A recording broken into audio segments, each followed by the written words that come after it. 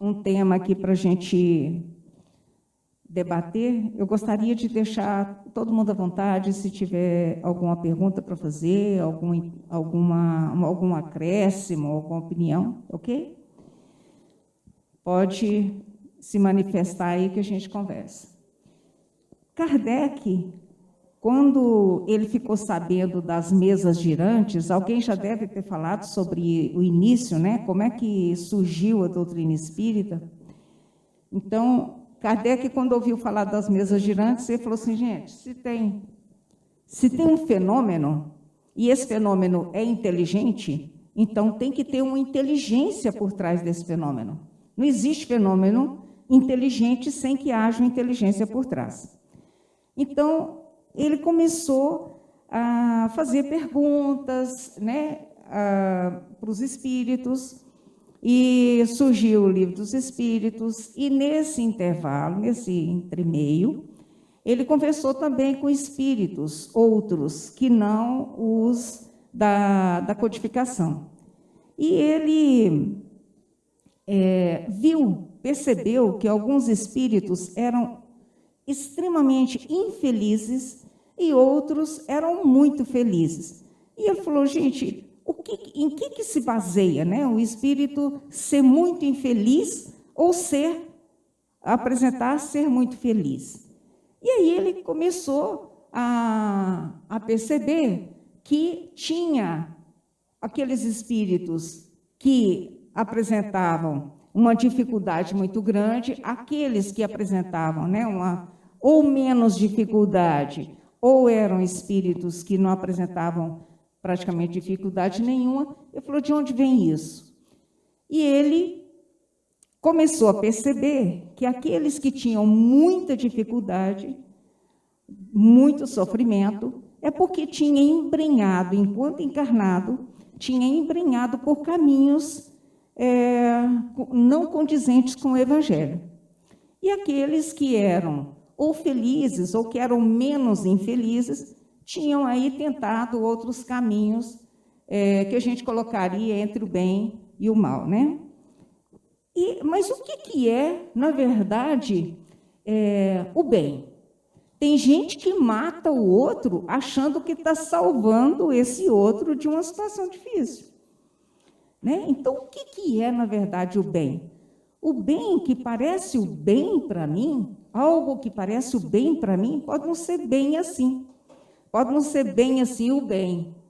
Então, ele perguntou para os espíritos, e aí está na pergunta, está no livro terceiro, né, das leis morais, do livro dos espíritos, no capítulo 1, lei natural ou lei divina, lá na pergunta 630.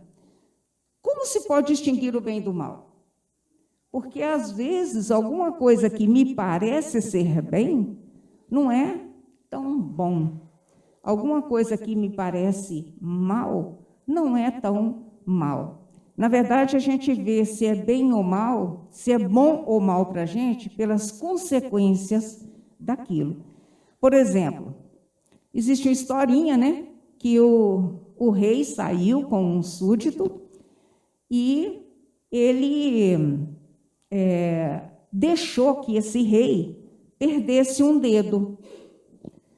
Então, esse rei perdeu esse dedo e ficou muito injuriado com aquele súdito dele. Só que aí, ele saindo pelas florestas, ele foi pego por uma... Então, ele julgou que perder o dedo seria a pior coisa do mundo. Então, ele saindo pelas florestas, uma tribo de seres ainda muito no início, né, de civilização, pegou esse rei. Estava tudo preparado para cozinhar esse rei, né, e comer esse rei, que eram canibais. E aí, quando um da tribo falou assim, peraí, não vão comer esse ser ainda não, porque está faltando um dedo. E aí vai trazer muito azar para a gente, se a gente comer ele, porque ele é imperfeito, ele está faltando um dedo. E aí ele pôde voltar para o reino dele. Então, aquilo que pareceu um mal foi exatamente o que salvou ele de uma morte certa e de ser comido lá pelos canibais.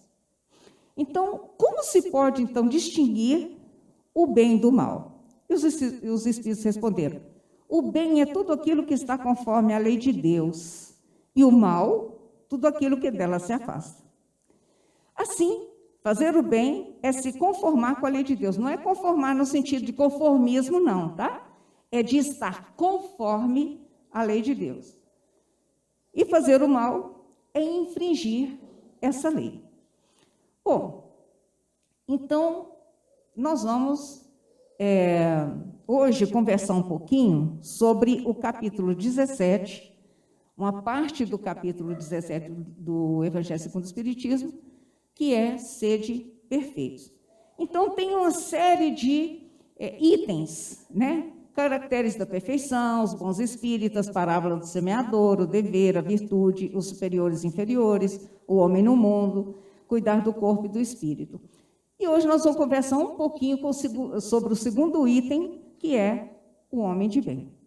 O que é, então, o homem de bem? Porque qual foi o raciocínio de Kardec quando ele embrenhou para saber essas características do homem de bem? Que ele viu que aqueles espíritos que se mostravam felizes, desencarnados, eram exatamente aqueles espíritos que aqui, enquanto encarnados, tinham tido essas características que a gente vai falar aqui na nossa reflexão de hoje.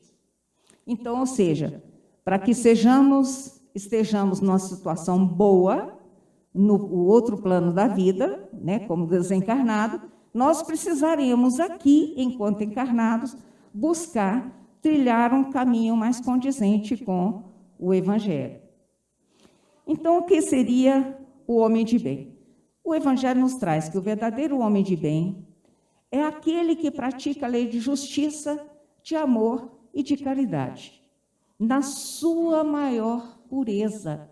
Não basta fazer uma caridadezinha, não basta ter uma paz relativa, né, com o vizinho, com o irmão, não basta ter um amor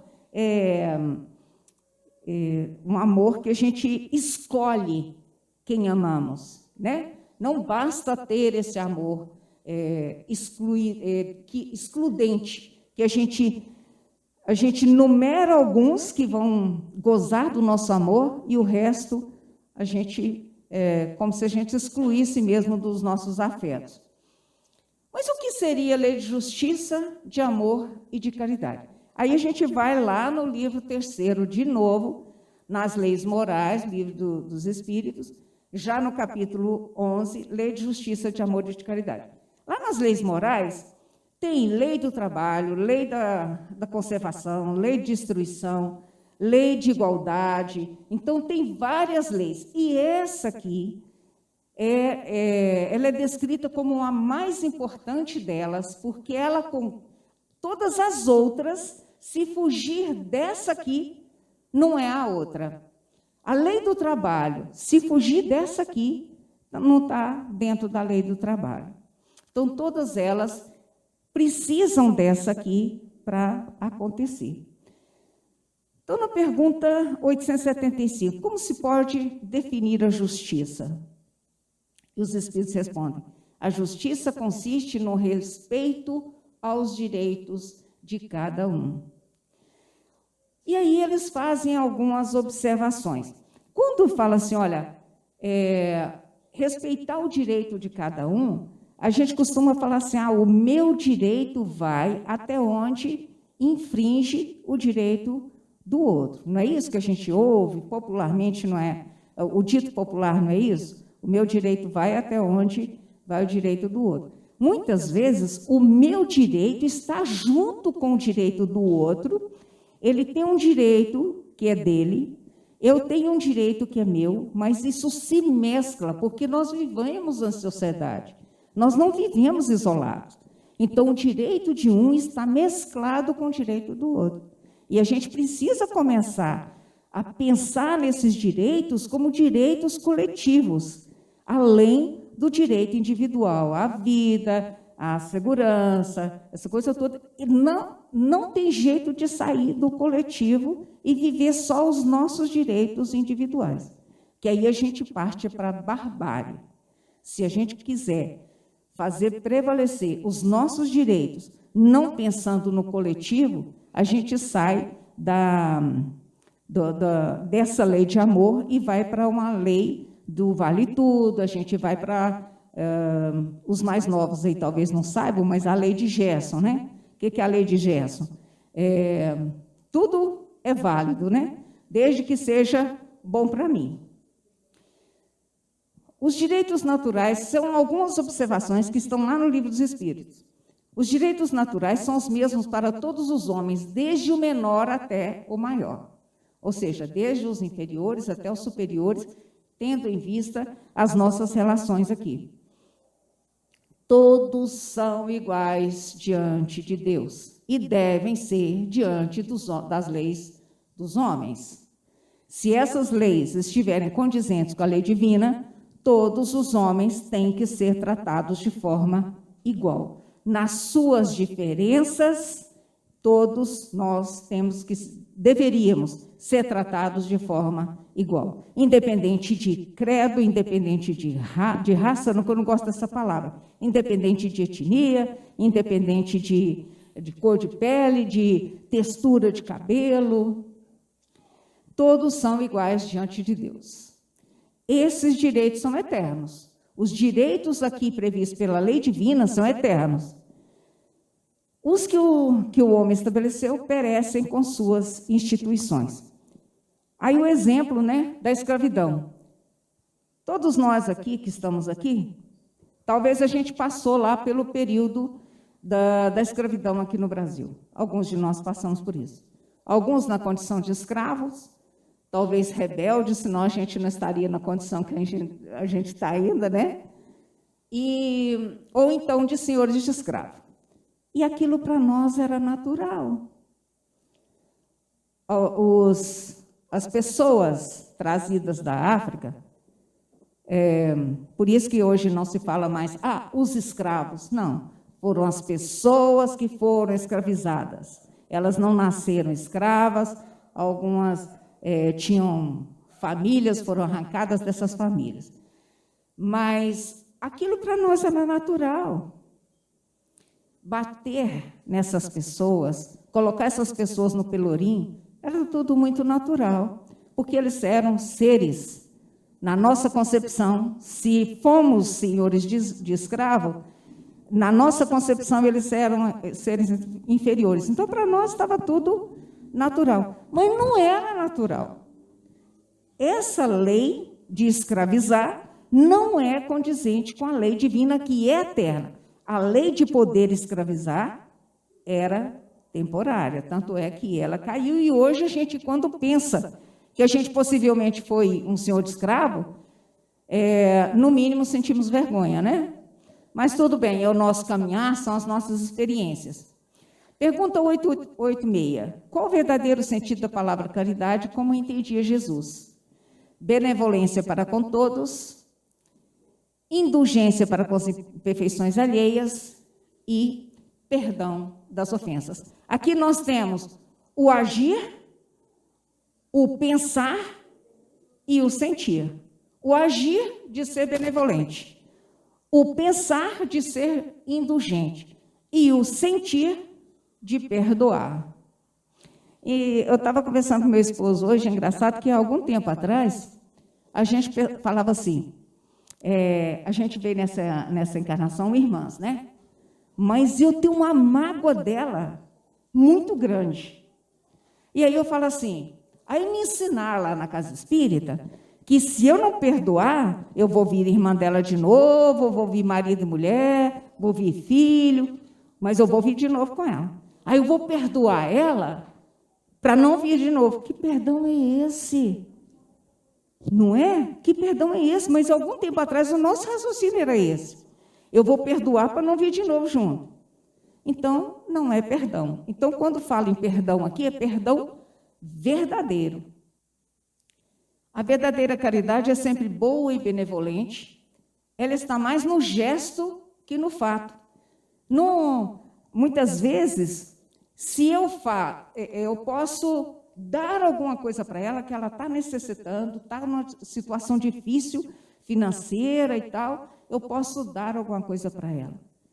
A caridade não está no fato de eu dar, está como que eu vou dar essa ajuda para ela.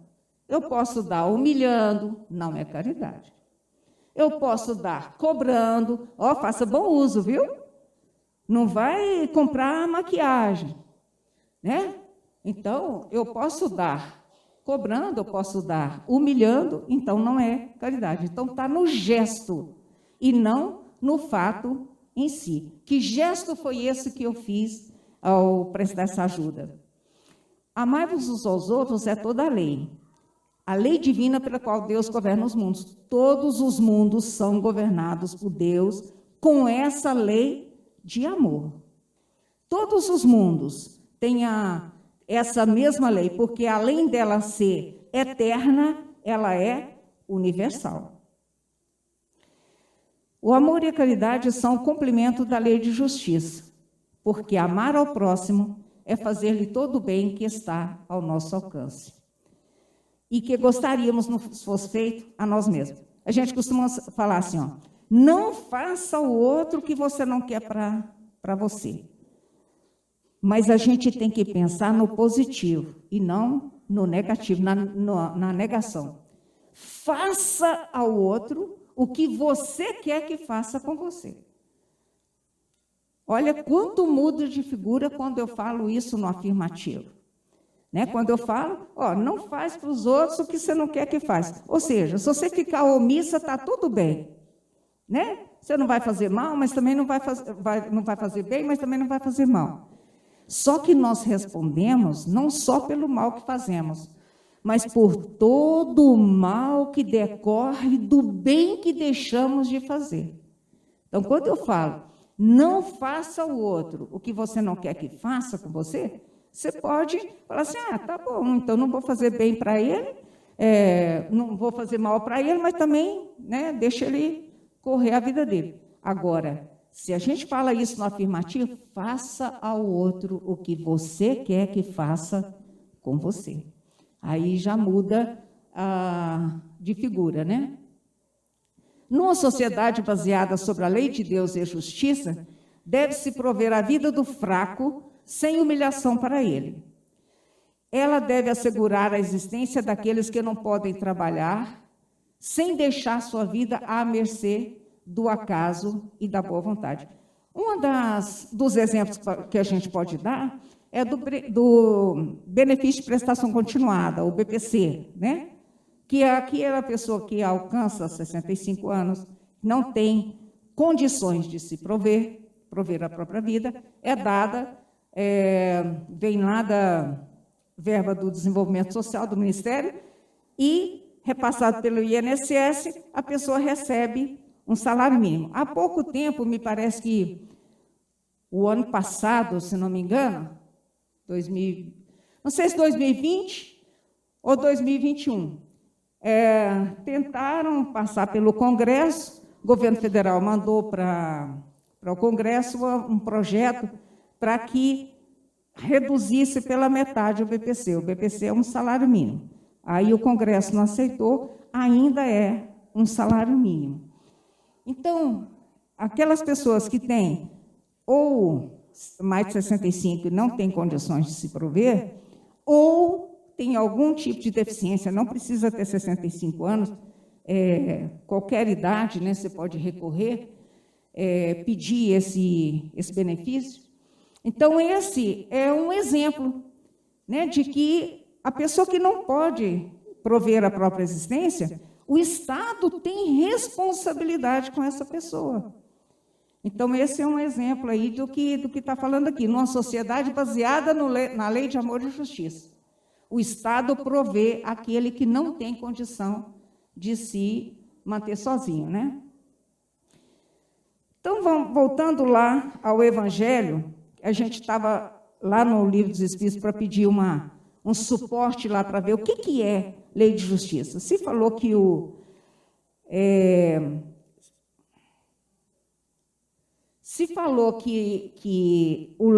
homem de bem é aquele que cumpre a lei de justiça, de amor e de caridade na sua maior pureza, aí a gente foi lá no Livro dos Espíritos, né, e falou um pouquinho, e estudou um pouquinho sobre que lei é essa, o que diz lá, porque a gente acabou de expor.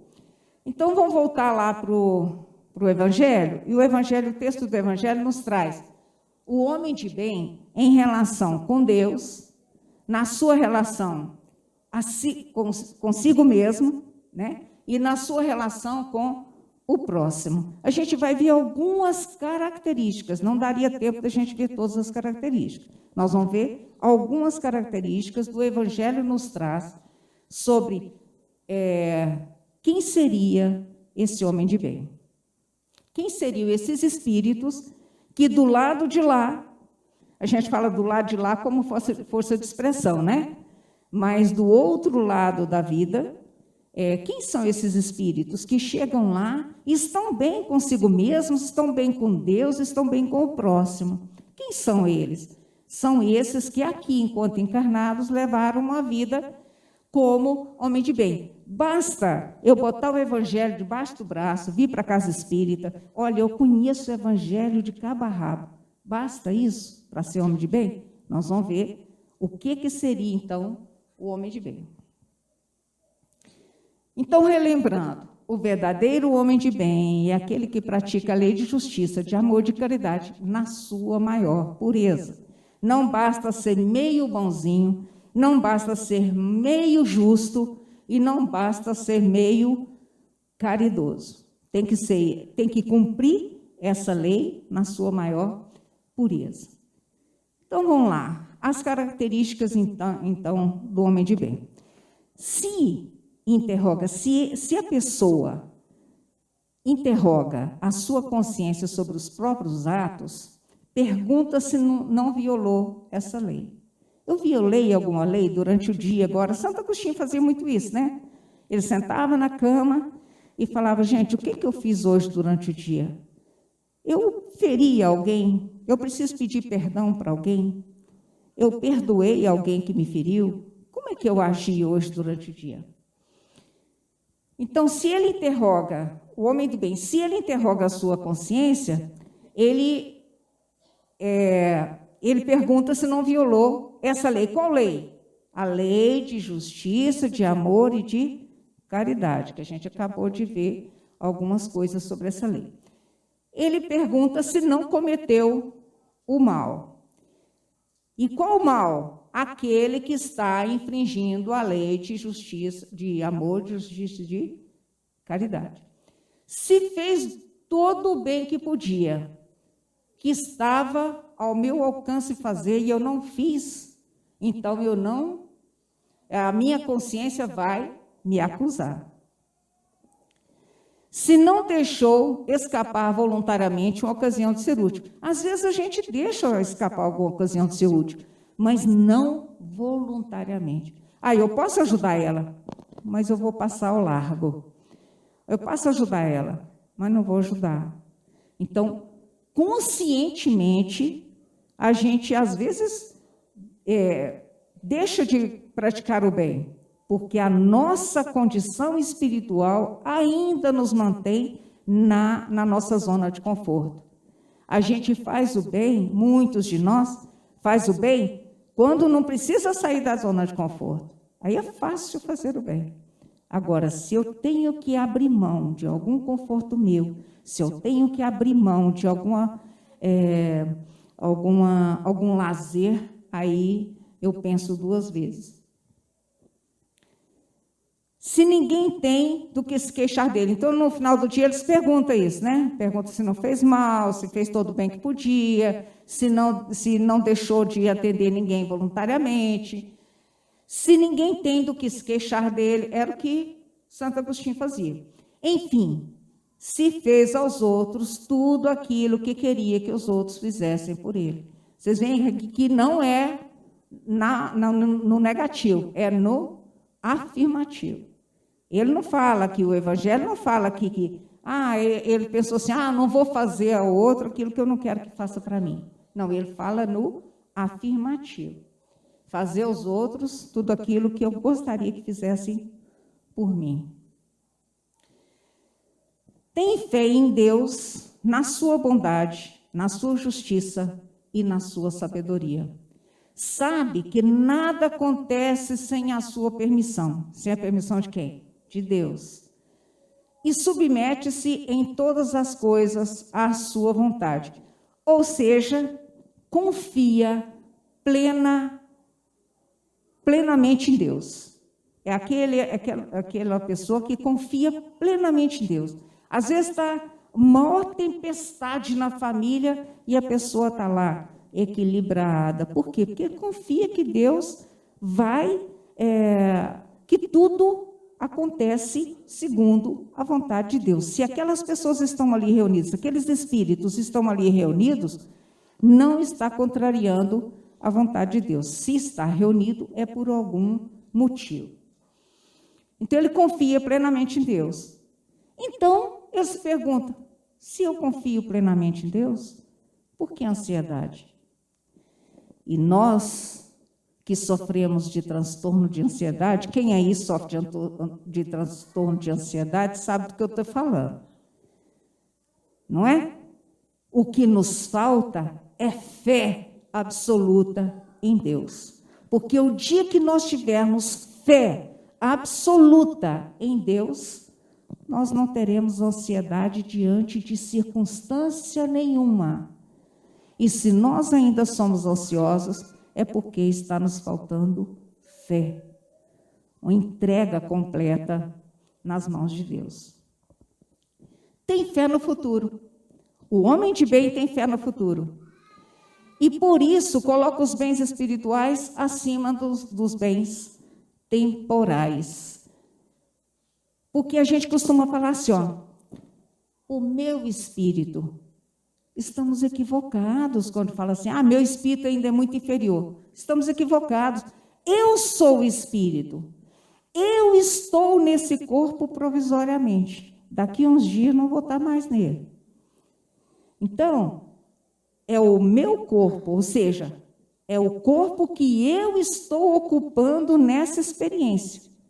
Agora, eu sou o espírito. Quando a gente fala assim, o meu espírito, nós estamos equivocados.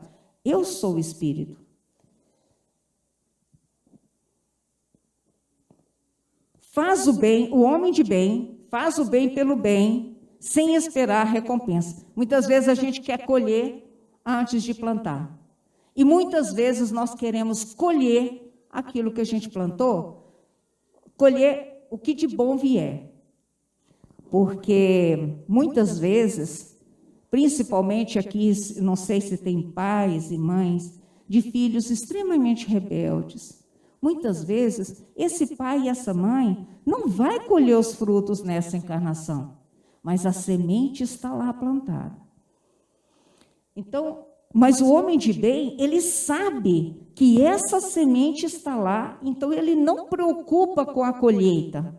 Ele sabe que quem vai colher não é ele, é o ser onde ele plantou essa semente. Então, ele não tem ansiedade para colher. O homem de bem paga o mal com o bem. Alguém faz alguma coisa para ele de mal e ele retribui com bem. Teve uma história de uma... Me parece que a dona Beija, não tenho muita certeza, mas eu acho que ela recebeu um balde de estrume, né, que a pessoa disse que era o que ela merecia. E aí ela plantou uma flor, a hora que essa flor vingou, né, a flor cresceu e tudo, deu flor, germinou e tudo, deu flor, e ela levou para ela, dizendo, olha, é isso aqui que eu acho que você merece. Então, ele paga o mal com o bem. Se uma pessoa dá a ele um balde de esterco, ele planta ali a semente da flor e devolve um jarro, né, um vaso bonito para essa pessoa. Toma a defesa do fraco contra o forte. A gente, às vezes, opta pela omissão. E isso, gente, a gente tem visto o número aumentar assustadoramente de feminicídio. Não sei se vocês acompanham, mas esse número tem crescido de uma forma preocupante. E isso é saúde pública. Até alguns anos atrás, me parece que até 2008, 2010, por aí, me parece que foi nessa época que houve uma mudança. Quem é da área de saúde aí, eu não sei que ano que foi, mas eu acho que foi por aí, que houve uma mudança nos protocolos, né, das portas de entrada. A mulher aparecia lá, ou criança, né, aparecia lá, a pessoa, que homem também acontece de receber maus tratos. Chega o idoso, qualquer pessoa lá com sinais de que foi maltratado, e se o médico ou a enfermagem não faz a denúncia, não preenche, faz a denúncia, pode responder processo. Então, por que o profissional de saúde que está ali, e se ele suspeita? Por exemplo, conheci uma criança que ela hoje está em vida vegetativa, de tanto que ela foi espancada, e a pessoa que levou ao pronto-socorro foi o agressor e disse que tinha caído do sofá. Então, só que assim, o médico observou que humanamente impossível a criança cair do sofá e sofrer tantos traumas como sofreu. E aí a pessoa fez a denúncia, a pessoa foi presa e tal. Então, é isso que, se a gente, como cidadão, sabe que uma vizinha, ou um idoso, ou uma criança está sendo ou abusada, ou espancada, é nossa responsabilidade como irmão desse fraco fazer a denúncia, porque pode evitar uma morte, pode evitar uma tragédia maior. Então, se a gente sabe de alguma situação assim, é nossa obrigação. Antigamente tinha aquele ditado assim, briga de marido e mulher não se mete colher, né? Mas isso é equivocado. A gente está sendo não omisso, a gente está sendo favorável a esse mais forte. Mais forte que eu falo é fisicamente, né? Que uma pessoa que é realmente forte não espanca o outro. E nem tem que ficar reforçando a própria fortaleza, né? Então, o homem de bem encontra sua satisfação nos benefícios que distribui, nos serviços que presta, nas venturas que promove, nas lágrimas que faz secar, nas consolações que leva aos aflitos.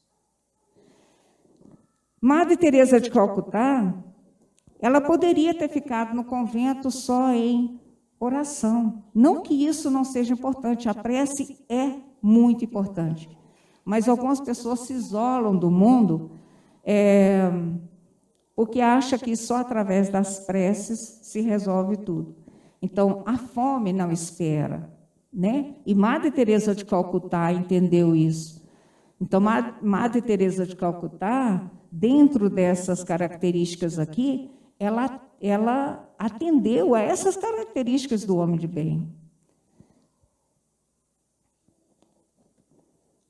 O primeiro impulso do homem de bem é o de pensar nos outros antes que em si mesmo, de tratar dos interesses dos outros antes que dos seus.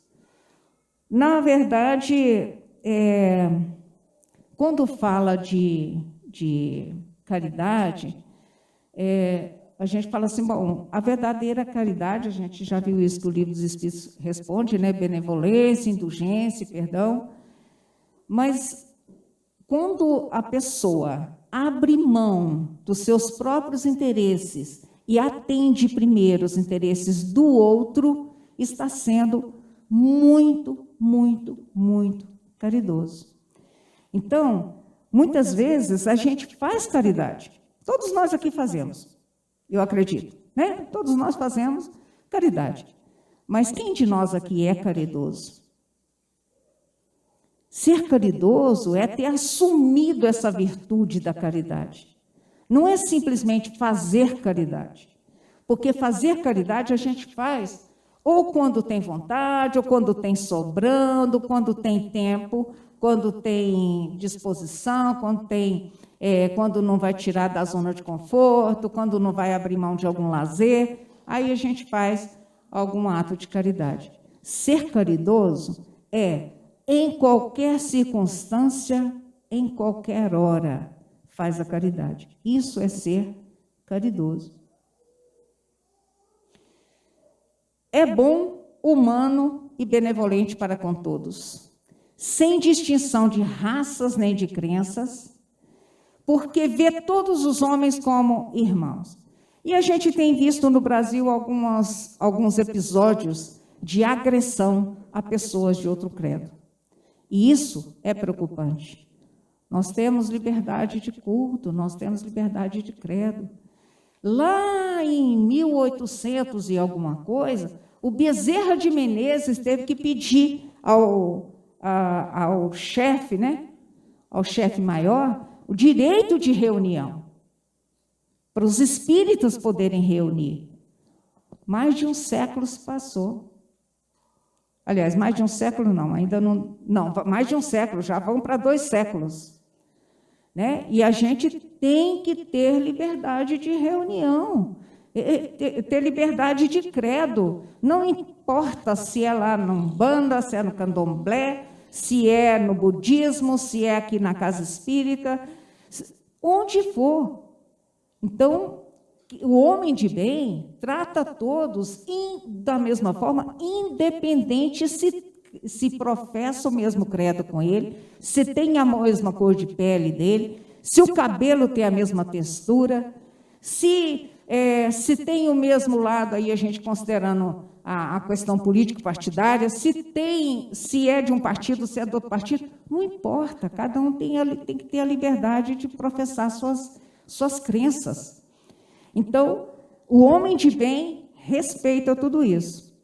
Respeita nos outros todas as convicções sinceras e não lança anátema aos que não pensam como ele.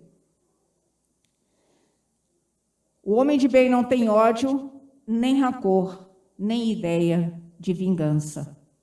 E olha, quando a gente fala assim, ó, não vou fazer nada com fulano, não, ela me magoou, mas não vou fazer nada, não, que Deus cuida.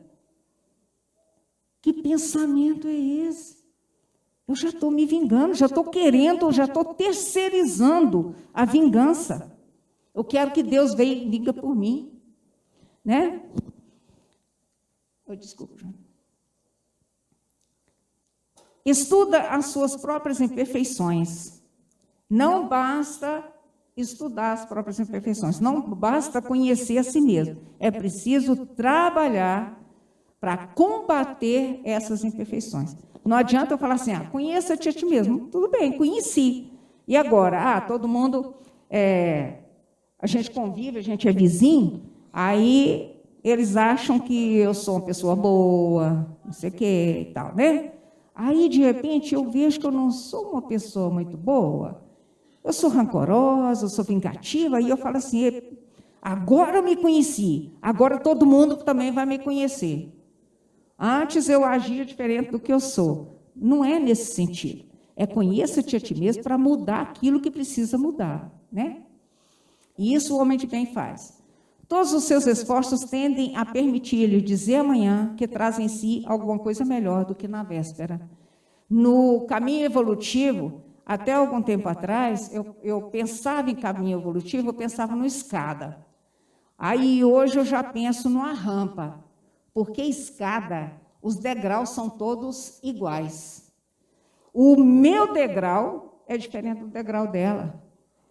Porque, às vezes, ela consegue dar um passo grande e o meu passo é muito pequenininho, então eu não dou conta daquele degrau. Então, o degrau de cada um, então não vale degrau aqui. porque o degrau de cada um seria diferente. E o meu degrau também seria diferente. Porque, à medida que a gente vai melhorando, que a gente vai entendendo melhor as coisas, raciocinando mais, refletindo mais, a gente vai entendendo que aquilo que antes me impedia de dar um passo grande, às vezes, se eu pensar em escada, eu penso assim, eu consegui dar 2 degraus de uma vez só. Tem vezes que um degrau me impede de subir. Então, se a gente pensar numa rampa, né? Rampa a gente pode dar passo grande, a gente pode dar passo pequenininho, não é? De acordo com a situação da gente naquele momento. O homem de bem usa, mas não abusa dos bens que lhe são concedidos, porque sabe tratar-se de um depósito, do qual deverá prestar contas, e que o emprego mais prejudicial para si mesmo, que poderá lhes dar, é pô-los a serviço da satisfação de suas paixões. E quando a gente fala em bens materiais, não estou falando só de dinheiro, de casa, de roupa, não. Estou falando também no nosso planeta. Temos que usar os bens que nos foram concedidos, mas não abusar deles. Do planeta nós estamos abusando. Nós estamos usando o planeta como se nós tivéssemos mais 3. E não, é um só. Quando você não gosta de um bairro, você tem jeito de ir para outro bairro. Agora, aqui no planeta, não tem jeito da gente ir para outro planeta. Se a gente devastar isso aqui, vai ser aqui que nós vamos permanecer. Também o conhecimento, né? Fazer bom uso do conhecimento, fazer bom uso da inteligência, dos dons que Deus nos permitiu, que nós adquirimos, né, em encarnações passadas. Fazer bom uso, se a vida não me coloca, se essa experiência me colocou numa situação onde eu tenho poder de mando, ou poder de... A gente fala poder de mando como forma de força de expressão mesmo. Mas se me foi concedida autoridade, eu tenho que fazer bom uso dessa autoridade. Eu tenho que usar essa autoridade com amor no coração. O homem de bem, enfim, respeita nos seus semelhantes todos os direitos que lhes são assegurados pelas leis da natureza, as leis divinas, como desejaria que os seus fossem respeitados, porque ele sabe que ele é igual a todo mundo. Ele não é diferente de ninguém, ele não é melhor que ninguém, e ele entende isso. Por isso ele trata a todos com respeito, ele trata a todos como gostaria de ser tratado mesmo. Esta não é a relação, isso o Evangelho nos traz, esta não é a relação completa das qualidades que distinguem o homem de bem, mas quem quer que se esforce para possuí-las, está no caminho que conduz às demais. Ou seja, as outras características que não estão nomeadas aqui. E qualquer um de nós que consegue ver no outro, seja em que situação que ele estiver, um irmão nosso, e que se a gente está numa condição de auxiliar, nós temos a obrigação de auxiliar, e se a gente está na condição de ser auxiliado, a gente baixar um pouquinho a crista, né, o orgulho, e permitir ser auxiliado. Então, aí depois fala dos bons espíritas, e aqui finalizando, então, os bons espíritos, como é que a gente sabe se a pessoa é um bom espírita ou não? E lá no Evangelho diz o seguinte: reconhece-se o verdadeiro espírita pela sua transformação moral e pelos esforços que faz para dominar suas más inclinações. Kardec deixou muito claro para nós que o objetivo da doutrina espírita não é nos trazer conhecimento, consolação só, não. Isso faz parte, mas não é esse o objetivo central. O objetivo central é a transformação moral do homem. Esse é o objetivo da doutrina espírita. Então, se a gente está se esforçando para vencer as más inclinações, nós podemos ser considerados aí espíritas, bons espíritas. Cada um é que sabe, né, onde está o seu coração, onde está o seu tesouro. Onde está o seu tesouro, aí vai estar seu coração. Então, cada um de nós sabe onde está o seu tesouro. Agradeço a atenção de vocês, agradeço a paciência e que possamos, né, que Jesus possa amenizar os nossos corações aí, para que a gente possa realmente ver no outro um irmão nosso e nos ver como irmãos de todo mundo.